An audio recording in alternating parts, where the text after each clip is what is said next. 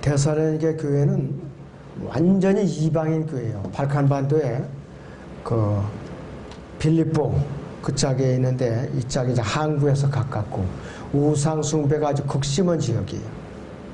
그런데 이들이 아주 열악한 환경에서 복음을 이제 들었는데 이들이 복음을 듣고 나니까 마귀가 가만히 있겠어요.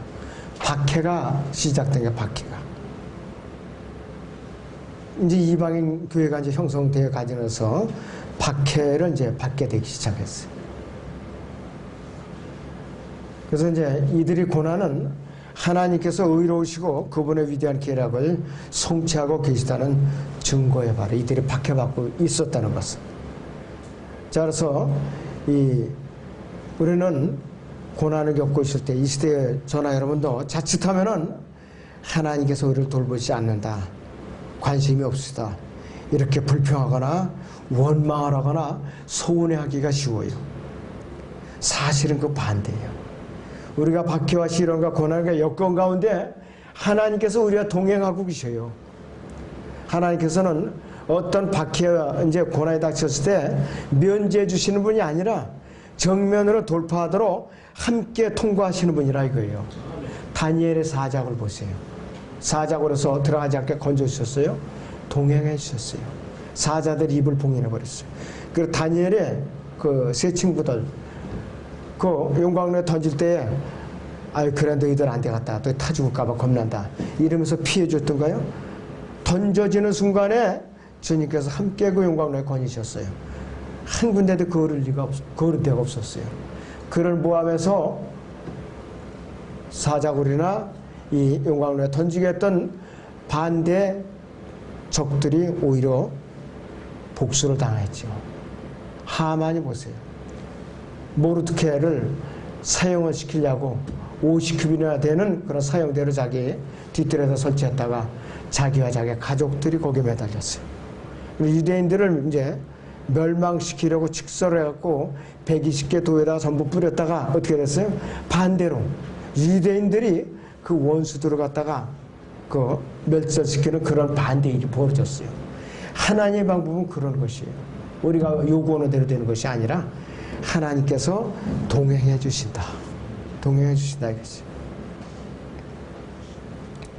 이 신실한 성도가 시련의 때에 같이 동행하는 방식으로 하나님께서는 역사하신다 이것이. 빌립보서 1장을 잠깐 보겠습니다. 빌립보서 1장 28절부터 봅니다.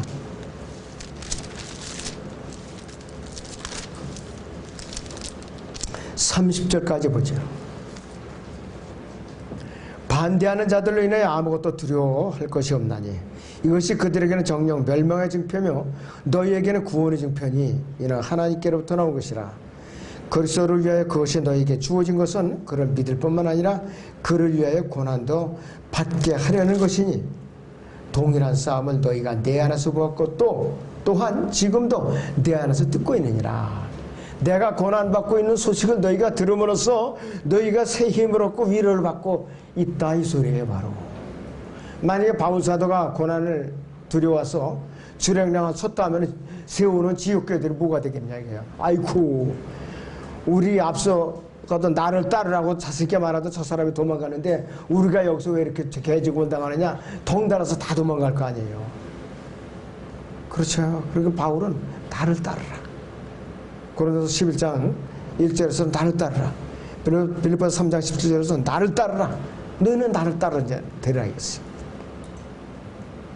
우리나라 이제 미군들이 많이 주전했을 때 한 40년 전에 보니까 미군 집사에다 대고 거기다 대고 이제 그때 이제 제가 몰랐는데 영어를 알고 나서 보니까 follow me 그렇게 이제 써 있어요. 집차 뒤에다가 선도하는 차 이제 작전 이제 차라 이거예요. 나를 따라오라고요. 그러면서 트럭이나 탱크를 갖다가 이제 이끌고 이제 가고 그랬어요. 그래서 왜 이렇게 사람들이 이걸 follow me라고 썼을까? 그러니까 그 사람들이 성경을 믿는 사람들이에요. 우리나라에 이 파병 나온 군인들이 많은 사람들이 예수님을 믿던 사람들이었었어요. 그리고 기도하고. 우리는 가난해가지고 눈치 없이 가서 김미 쪼꼬레 어쩌저쩌 이렇게 손바닥을 보렸는데 이 사람들 거기서 기도하고 통조림을 따고 빵을 먹고 있더라고요. 근데 우리가 얼마나 미개했느냐 이거예요. 얼마나 미개했겠어. 자, 하나님 앞에 쓰임받는 사람은 본이 돼야 되는 거예요. 이 사도 바울은 본이 된 거예요.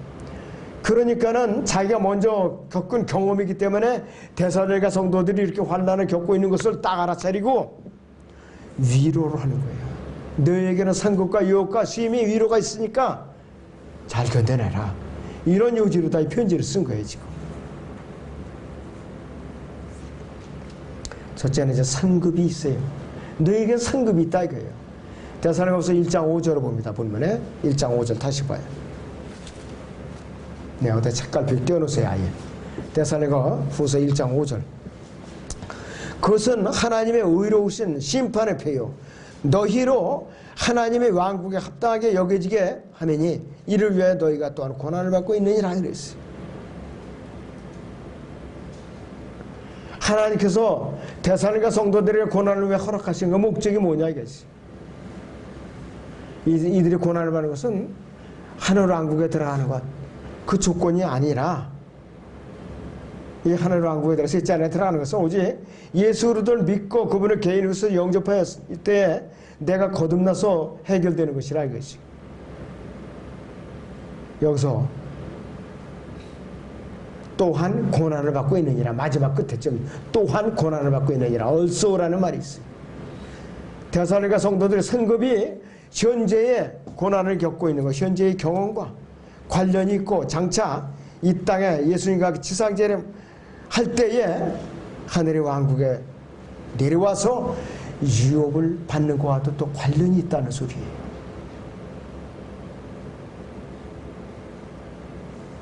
내가 주님을 영접한 그 순간에 나는 이미 셋째 아니라 나의 영이 들어가 있는 거예요. 파라다이스에 왔어. 베드로는 어떻게 이 시대의 그리스도인들을 향해서 위로하고 있는가. 베드로전서 1장을 잠깐 보겠습니다. 베드로전서 1장 3절에서 7절을 같이 보겠습니다.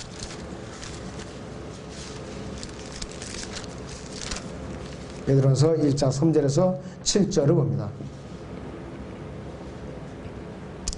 하나님 곧 우리 주 예수 그리스도의 아버지를 송축하리로다.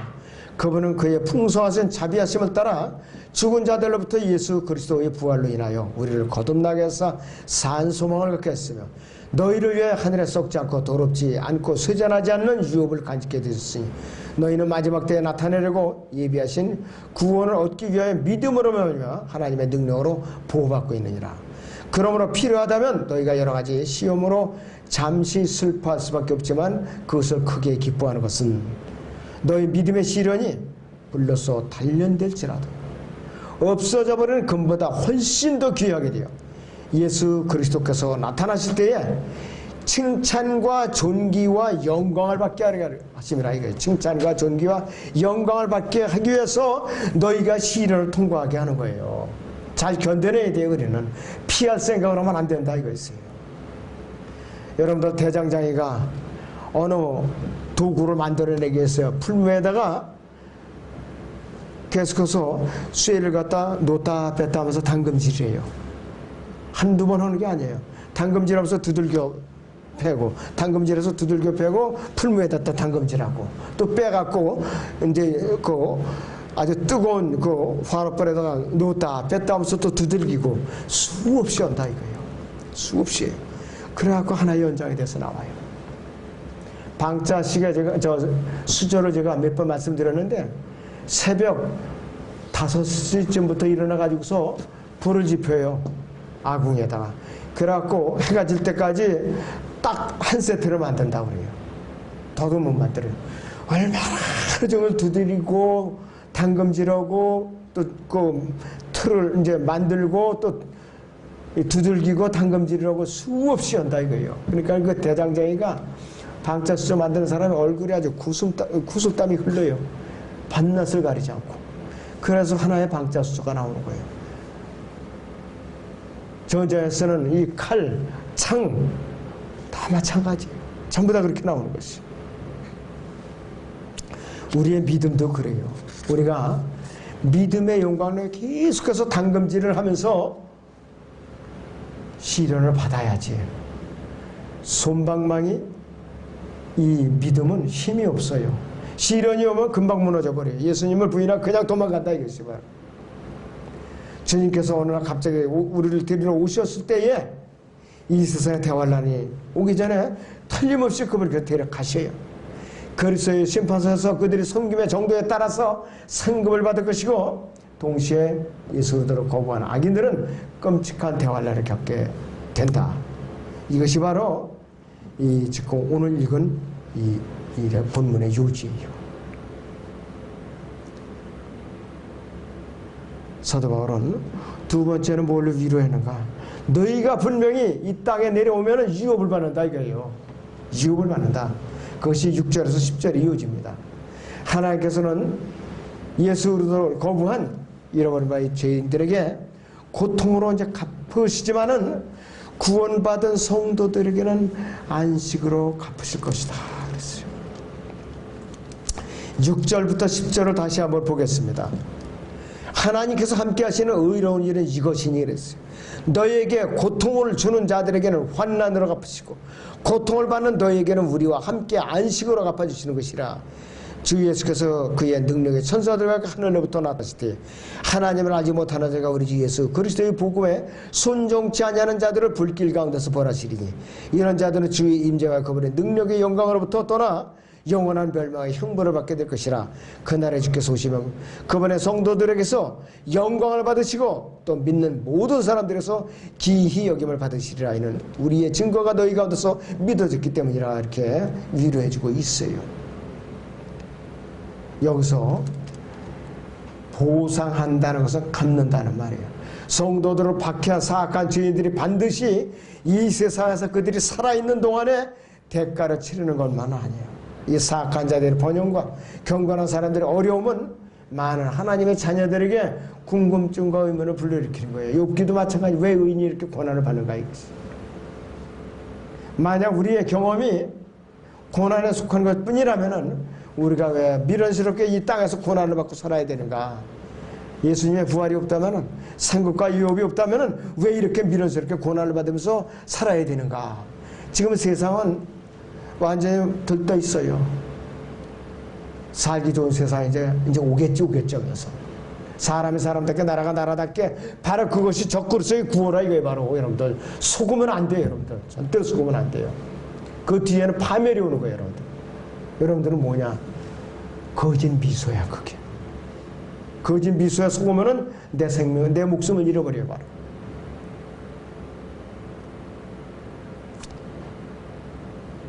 자, 우리는 그리스도인으로서 우리는 주님의 신부로서 영혼을 준비하면서 살아야 돼요. 현 세상의 평안만을 위해서 눈앞에 보이는 이런 것을 쫓아가서 안 된다 이것이. 사실상 영원한 가치관을 갖고 사는 것은 오늘날 이 그리스도인의 생활을 의미하는 것인데, 우리는 믿음으로 행하고 보는 것으로 행하지 않는 사람이에요. 믿음으로 행하고. 예수 그리스도를 거부하는 죄인들은 어떻게 종말을 맞이하는가? 바울은 이 본문 6절에서 10절 사이에 아주 극단적인 단어들을 사용했어요. 환난, 타품, 불길, 영원한 멸망의 형벌, 이런 단어를 여기다 썼어요. 극단적인 단어. 예수 그리스도를 거부하는 세상 죄인들에게는 하나님께서 그리스도의 심판사가 와서 신실한 그리스도인들에게 상급과 유업을 주실 때에 이 땅에 재림하실 때 이러한 방법으로 보응하시기 위해서 아마겟돈으로 내려오시는 거예요. 아마겟돈으로. 하나님을 대적하고 그분께 불순종하는 인간 역사에 작용하는 법칙은 냉혹하다 이것이에요. 냉혹한 것이. 이집트와 그 이집트 왕 파라오, 이스라엘 백성들 중에 히브리 여인들의 아들을 낳으면 남자아이들은 모두 물에 빠져 죽이라 이렇게 명령을 내렸어요. 낳는 대로 아이면 무조건 다 죽이는 거예요. 그런데 모세는 다행히 파라오의 딸이 발견돼갖고 그렇게 사는 거예요. 그런데 반대로 이 일을 계획했던 그 파라오와 그 군대는 이스라엘이 죽으러 볼 때 너무 아까워서 놓친 게 아까워서 뒤따르다가 홍해에서 군대와 함께 하나의 왕조가 끝나버렸어요. 하나의 왕조가. 그러고 나서 그 왕조가 무너졌기 때문에 다른 왕조가 들어선 거예요. 그래서 다른 왕조가.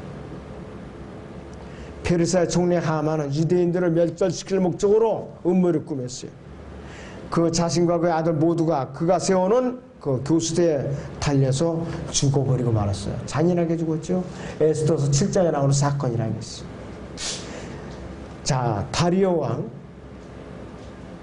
메데 페르시아의 다리오 왕은 이 고관들은 다니엘을 모함을 해가지고 우상에게 절하지 않으면은 사자굴에 던져놓자고 왕을 갖다가 부추겨가지고서 직서로 받았어요. 인을 찍어가지고 다니엘을 묶어서 사자굴에 던져놓고 말았다 이거죠. 그러나 왕은 던져놓자 밤잠이 안 오는 왕이 다니엘의 의로운 걸 알았거든요. 눈 뜨자마자 사자굴로 뛰어간 거예요. 왕이. 다니엘아 다니엘하면서. 그 다니엘이 태연하게 사자한테 어디 물어뜯긴 데가 없어 감쪽하게 사자굴에서 걸어다니고 있거든요. 그러니까 그 대적자들을 전부 어떻게 됐어요? 다 체포해가지고서 사자굴에 던지니까 땅에 닿기도 전에 움켜 잡아가서 물어뜯어 죽였죠. 전부. 사자들이 아주 그냥 먹잇감을 아침밥을 잘 준 거예요. 완전.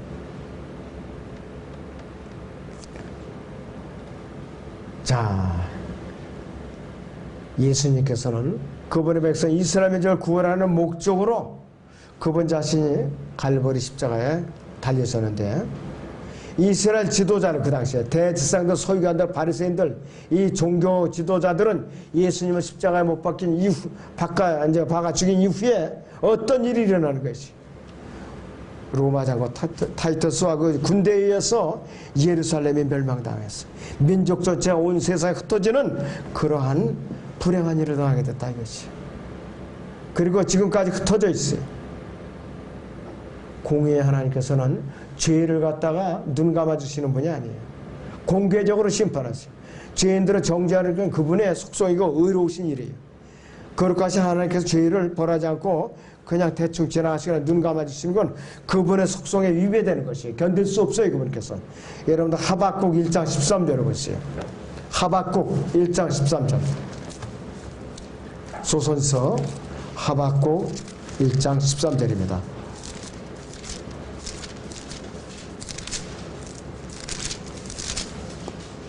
예, 하박국 1장 13절입니다. 주께서는 정결한 눈을 가졌기에 악을 참아 보지 못하시며 죄악을 볼 수도 없나이다. 어찌하여 주께서는 패역되어 행하는 자들을 바라만 보시며 악인이 자기보다 의로운 사람을 섬기는데도 침묵시키나이까 그랬습니다. 하박국 이렇게 부르짖었어요. 그분께서는 심판이 지체됐을 뿐이지 이스라엘 민족을 가만두셨어요? 다 멸망시켰어요. 북왕국 남왕국 다 할 것 없이 아시리아로 바벨론으로 다 포로로 전부 다 끌고 가게 했어요.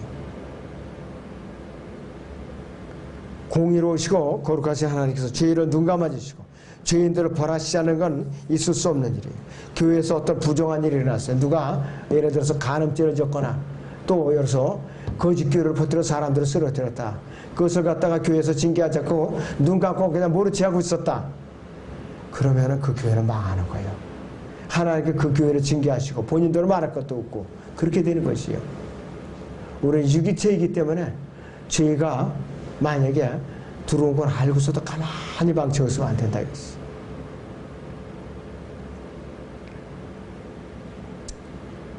자, 하나님께서는 어떤 분이냐 이것이.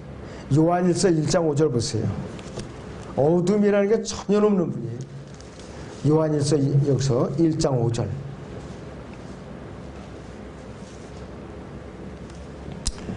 그러므로 우리가 그에 관하여 듣고 너희에게 전하는 말이 있어요. 하나님은 빛이시오 그랬어요.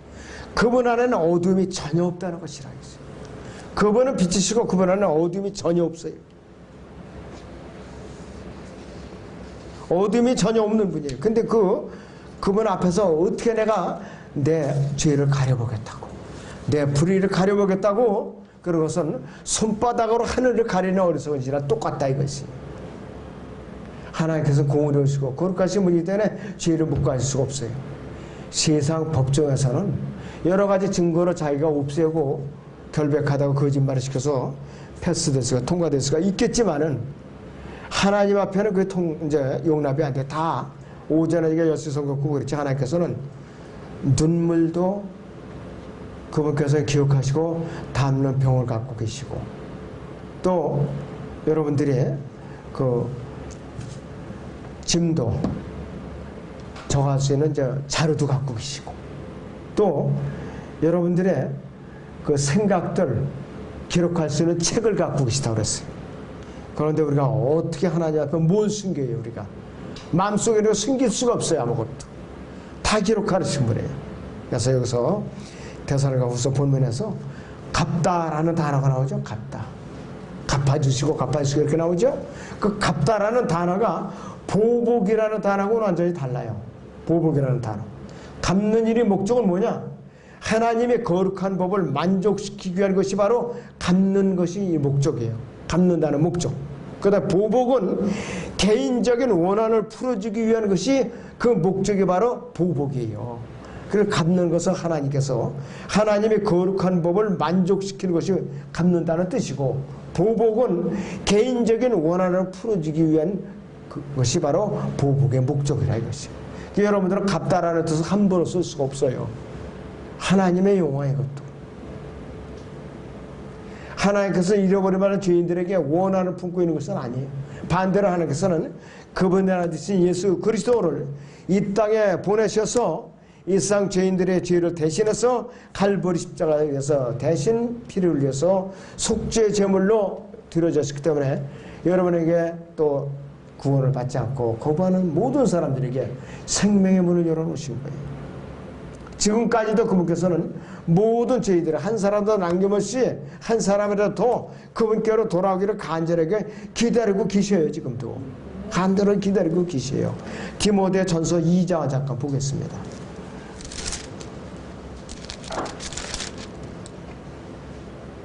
디모데전서 2장 4절 5절. 디모데전서 2장 4절 5절입니다. 하나님께서는 모든 사람의 구원을 받고 진리의 지식에 이르기를 원하시느니라. 하나님은 한 분이시오 하나님과 사람 사이의 중보자도 한 분이시니 그 사람이신 그리스도 예수시라 그랬습니다. 베드로서 3장 9절을 봅니다. 베드로후서 3장 9절.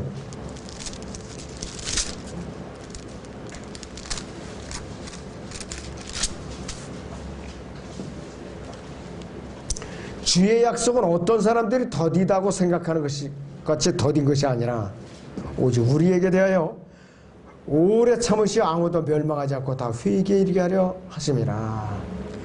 벌 주실 목적으로 지금 기다리는 게 아니라 한 사람이라도 더 구원을 받게 하실 목적으로 심판이 지체되는 것이고 재림이 지체될 뿐이라 이것이에요.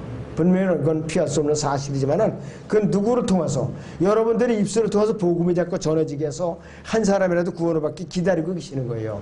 근데 저나 여러분이 입을 꽉 다물고 가만히 있다면 이거 보통 죄악이 아니죠. 보통 죄악이 아니야.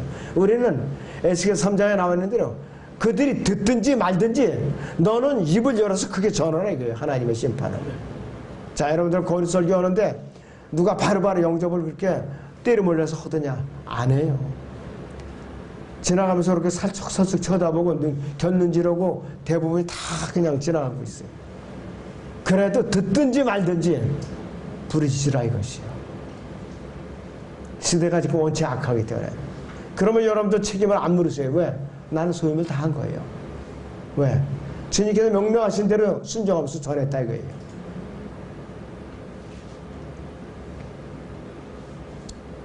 이런데도 불구하고 이 세상의 죄인들이 하나님을 알기를 거부하고 그분이 하신 예수 그리스도 자신의 구속을 믿기를 거부한다면은 하나님께서는 더 이상 이 세상 죄인들에서 하실 수 있는 일은 뭐냐?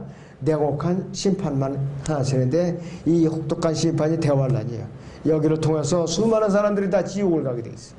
그리고 예수 그리스도께서는 그분의 교회 거듭난 성도들과 그분의 천사들과 함께 이 땅에 돌아오실 때에 믿지 않는 자들은 심판을 하시라는 것이 데살로니가 후서 1장 10절의 6절에서 10절의 말씀이에요. 이것이.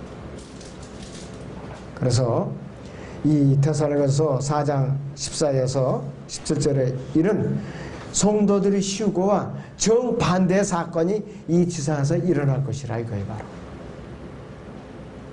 바울이 데살로니가 성도들 위로한 세 번째는 뭐냐, 쉼에 대해서 이들에 대해서 말씀으로 이제 위로를 했는데, 다시 본문을 봅니다. 1장 7절부터 데살로니가후서 1장 7절. 고통을 받는 너희에게는 우리와 함께 안식을 갚아 주시는 것이라. 주 예수께서 그의 능력의 천사들과 함께 하늘로부터 나타나실 때에 하나님을 알지 못하는 자들과 우리 주 예수 그리스도의 복음에 순종치 않는 자들을 불길 가운데서 벌하시리니 이런 자들은 주의 임재와 그의 능력의 영광으로부터 떠나 영원한 멸망의 형벌을 받게 될 것이라. 그날에 주께서 오시면 그분의 성도들에게서 영광을 받으시고 믿는 모든 사람들에게서 기이 여김을 받으시리라. 이는 우리의 증거가 너희 가운데서 믿어졌기 때문이라. 이러므로 우리가 너희를 위하여 항상 기도하는 것은 우리 하나님께서 너희를 그분의 부르심에 합당하게 여기시고 그분의 온갖 기뻐하시는 것은 하시는 선하신 뜻과 믿음의 역사를 통하여 능력으로 있사하였습니다. 우리 하나님과 주 예수 그리스도의 은혜를 따라 우리 주 예수 그리스도의 이름에 너희 가운데서 영광을 받으시고 너희도 그 안에서 영광을 받게 하려 함이니라 했어요.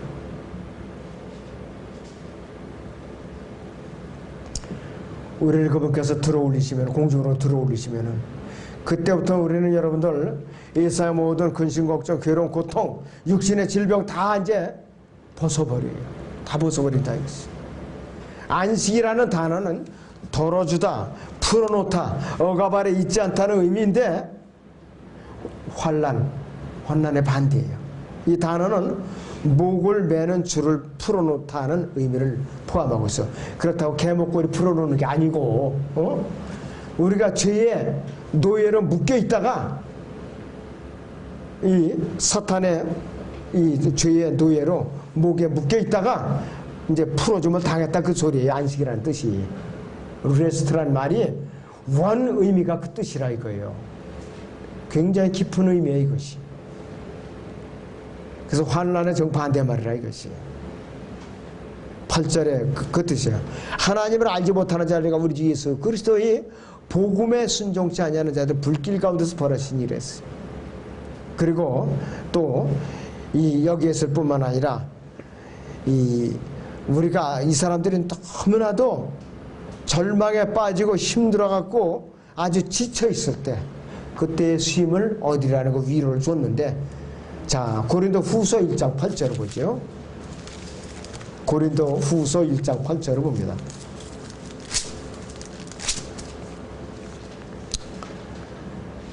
형제들아, 아시아에서 우리에게 닥쳤던 고난을 너희가 모르기를 원치 아니하노니 이는 우리가 받은 극심한 압박으로 인하여 견딜 힘을 잃어 심지어는 삶의 절망에까지 이른 것이라 그랬어요. 우리는 우리 자신 속에 사형 선고를 받았으니 이는 우리 자신을 신뢰하지 아니하고 죽은 자들을 살리시는 하나님을 신뢰하게 하려 함이라. 철저하게 믿는 다른 것까지는 완전히 하나님께 쳐버리는 거예요. 하나님만 의지하도록, 절망 가운데 하나님만 의지하도록. 그러니까는 바울이 로마로 압송되는 과정에서 배가 난파되었어. 19째 굶었어요. 아무것도 없어가지고. 그때 거기 276명이 타고 있었어요.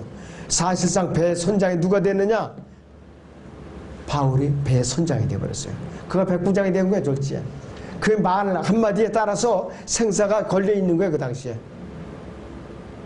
주의 천사가, 하나님의 천사가 밤에 간밤에 배는 손해를 볼지라도 사람에게는 손해가 없으리라. 그러니까 여러분들 있는 것 같고 이 배를 채우고 힘을 내라, 기운을 내라 이거예요. 그렇게 설교를 했다 이것이. 데살로니가 성도들에게도 이 바울이 이러한 심정으로 이 편지를 쓴 거예요. 그런 쉼은 어디리라 이거니까. 우리에게는 이 불같은 하나님의 진노와 심판을 두려워할 필요가 없는 것이 왜 그런가? 이미 갈보리 십자가 위에서 우리의 죄를 하나님께서 심판을 해 놓으셨다 이거예요. 바로 그것을 여러분들이 혼돈하지 마라, 착각하지 말아야, 정신을 바짝 차리라 이것이에요. 데살로니가전서 5장 9절을 봅니다. 데살로니가전서 5장 9절을 보겠습니다.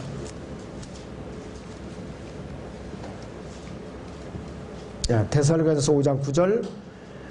이는 하나님께서 우리가 진노를 받도록 정해놓으신 것이 아니라 우리 주 예수 그리스도를 통하여 구원을 받게 하셨기 때문이라 그랬어요.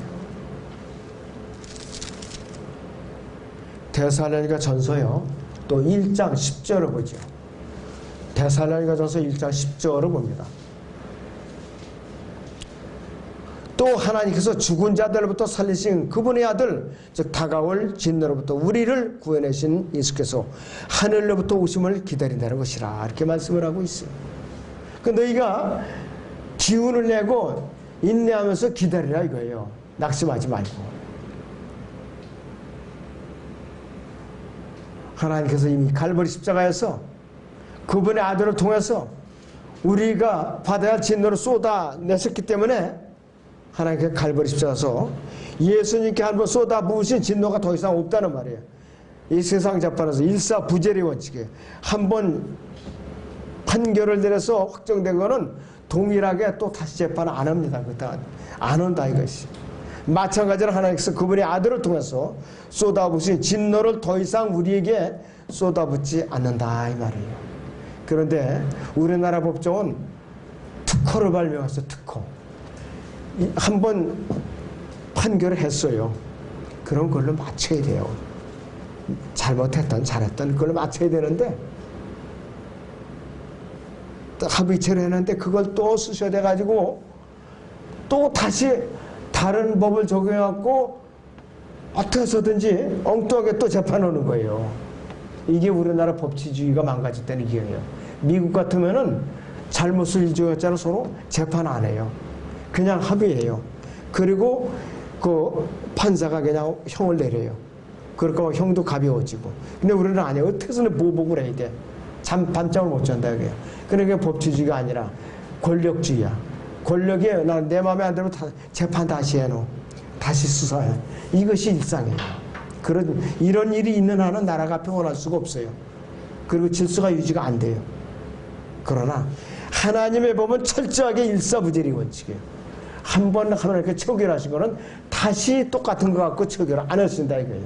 여러분은 갈보리 십자가에서 하나님께서 진노로 쏟아부으신 예수님을 믿었기 때문에 그 일사부재의 효과가 2000년 전에 갈보리 십자가에 일사부재의 그 진노로 쏟아부으신 효과가 여러분들에게 전가되는 거예요. 믿는 순간에. 그러니까 여러분들이 의로 어렵다고 선포되는 거예요. 바로 그렇게 선포되는 거라 이겠어요. 그런데 예수 그리스도를 거부하는 죄인들을 위해서는 앞으로 어떤 것이 기다리고 있는 것입니다. 이들은 지옥 형벌을 기다리고 있어요. 영원한 지옥불에 던져지는 심판에 직면하게 될 것이라 그것이 데살로니가 후서 1장 9절의 그 말씀이에요. 이런 자들은 주의 임재와 그분의 능력의 영광으로부터 떠나 영원한 멸망의 형벌을 받게 될 것이라 그랬어요.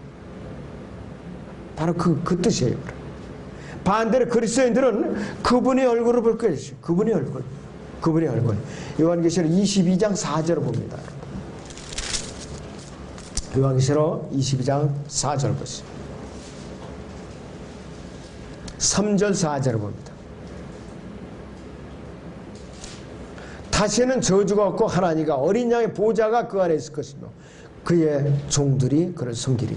그들은 그의 얼굴을 볼 것이며 그의 이름이 그들의 이마에 있으리라 했어요. 어떤 이단들은 영원한 멸망이라는 의미를 약화시키려는 술책을 부립니다.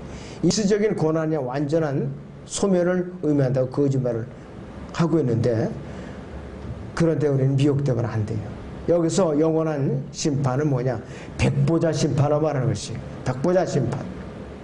구원받지 못한 죄인들이 아무리 백보자 심판을 피하려고 발버둥을 쳐도 불가능합니다. 피할 길이 없어요. 백보자 심판은. 그렇기 때문에 이 교회 시대에 가장 괘씸한 거는, 하나님께서 가장 괘씸한 거는 은혜로만 구원받을 수 있는 교회 시대에 예수님을 거부한 사람은 아마 엄청나게, 다른 이 교회 시대 이후에 다른 세대에 태어난 사람보다 몇 배 더 가정처벌을 받을 것 같아요. 저는 제가 보기에는. 왜? 아주 단순하게 구원받고 만들었어. 또 행위도 면제해주고 또 행위로 이 구원을 유지하게 부과 의무도 부과한 적도 없잖아요. 이 시대에는 그거조차 거부했으니까 이 시대의 복음을 거절한 사람은, 거부한 사람은 백보자 심판석에서 가정처벌을 받을 것 같은 그런 기분이에요. 저는 개인적인 그런 생각이 들어요. 예, 그래서 지옥에도 종류가 있고 등급이 있어요. 예수님께서 지옥의 열쇠들을 가지시고 그리고 올라가셨다고 그랬어요. 지옥의 열쇠들. 자, 그렇기 때문에 이 데살로니가 성도들이 복음을 듣고 예수를 영접해서 막 그냥 믿음의 싹이 막 자라나고 있을 때에 마귀가 공격을 하기 시작한 거예요. 그때부터 박해가 따랐다 이것이. 그렇기 때문에 그들에게 상급과 유혹과 수임의 위로를 그들에게 이제 전한 것이죠. 그러니까 여러분도 상급과 유혹과 수임의 위로가 AD 60여 년경에 데살로니가 성도들이 겪었던 그 일이 지금 이 시대에 나와 무슨 상관이 있는가 말씀을 잘 되새기기 바랍니다. 자.